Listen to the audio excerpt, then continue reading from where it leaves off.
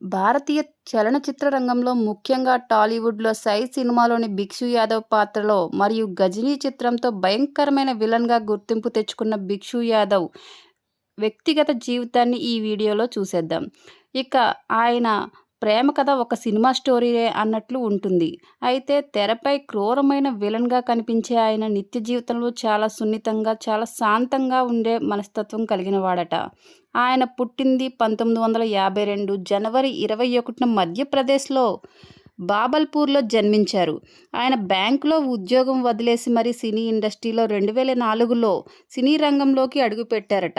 'స్టాలిన్', 'ఛత్రపతి', 'భద్ర' వంటి ఎన్నో సినిమాల్లో విలన్‌గా ప్రేక్షకులను మెప్పించారు. ఇక ఆయన ప్రదీప్ రావత్ జీవితంలో మొదటి వివాహం ఎక్కువ కాలం నిలవలేదు. విభేదాల కారణంగా మొదటి భార్యతో 5 నెలలకే విడాకులు తీసుకొని, భార్యతో చాలా సమస్యలు ఎదుర్కొని కోర్టుల చుట్టూ తిరిగి విడాకులు తీసుకున్నట్లు తెలుస్తుంది. ఇక చాలా కాలం ఒంటరిగానే జీవించేవారట. 2006లో చిరంజీవి గారు కథానాయకుడిగా నటించిన 'స్టాలిన్' సినిమా షూటింగ్ల సమయంలో ప్రదీప్ రావత్కు కళ్యాణి అనే తెలుగింటి అమ్మాయి పరిచయం ఏర్పడిందట. కళ్యాణిని చూసిన మొదటి చూపులోనే ఆయన ప్రదీప్ రావత్ ప్రేమలో పడ్డారట. కానీ కళ్యాణి మాత్రం ఆయన మీద పెద్దగా ఆసక్తి చూపేది కాదట.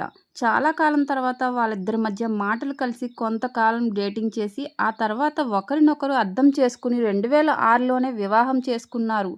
పెళ్ళైన తర్వాత కళ్యాణి మీడియాకు చాలా దూరంగా ఉన్నారట. అయితే ఆమె ఒక ఇంటర్వ్యూలో చెప్పింది, తనకు మీడియాతో పరిచయం తక్కువగా ఉందని, పిల్లలతోనే చాలా సమయాన్ని గడిపేదని చెప్పిందట.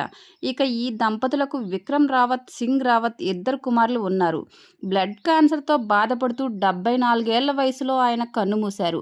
ఆయన ఆత్మకు శాంతి చేకూరాలని మనస్ఫూర్తిగా కోరుకుందాం.